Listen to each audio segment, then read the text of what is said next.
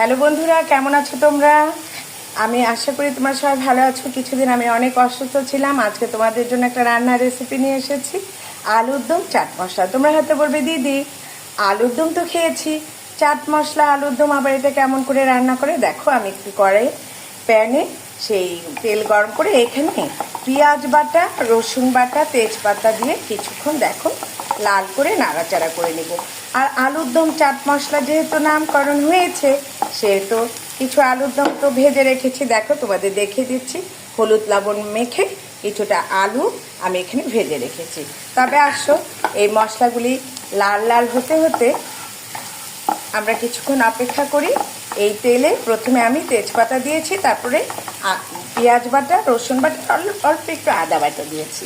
দেখো, এই মশলাটা ভাজা ভাজা হতে হতে এখানে আমি অল্প পরিমাণ হলুদ দিয়ে দিলাম। হলুদটা দিয়ে কিছুক্ষণ নাড়াচাড়া করব। চারিপাশে সর্দি কাশি জ্বর চলছেই, আর চিন্তা করলাম আলুর দম তো ঘি দিয়ে আমরা প্রত্যেকেই রান্না করে খাই, আজকে একটু চাট মশলা দিয়ে রান্না করলে কেমন হয়? একটু টকটকও হবে, মুখে স্বাদযুক্তও হবে।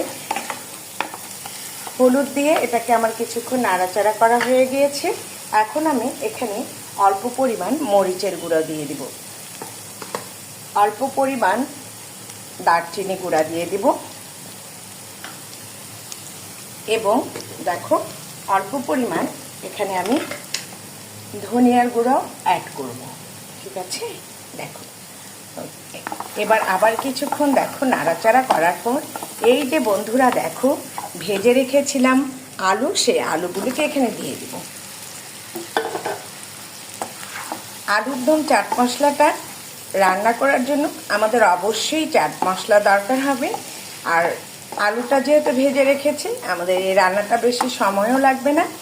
তাহলে আমরা আরেকবার আমি উপকরণ বলে দিই। আলুর দম চাট মশলা রান্না করার জন্য লাগছে ছোট ছোট আলু সিদ্ধ করে রাখা, হলুদ লবণ দিয়ে ভেজে রেখেছিলাম, এবং তেলে তেজপাতা, পেঁয়াজ বাটা, রসুন বাটা, 1 চামচ হলুদের গুঁড়ো, মরিচের গুঁড়ো এবং জিরার গুঁড়ো দিয়ে সেটাকে ভালো করে নাড়াচাড়া করে নিয়েছি।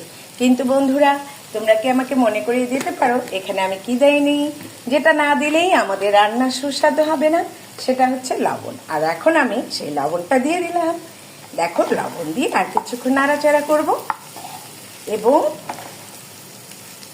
এখন আমি এখানে এই বাটি পরিমাণ পানি দিয়ে দিব। পানি দিয়ে এটাকে আমি ঢেকে দেব।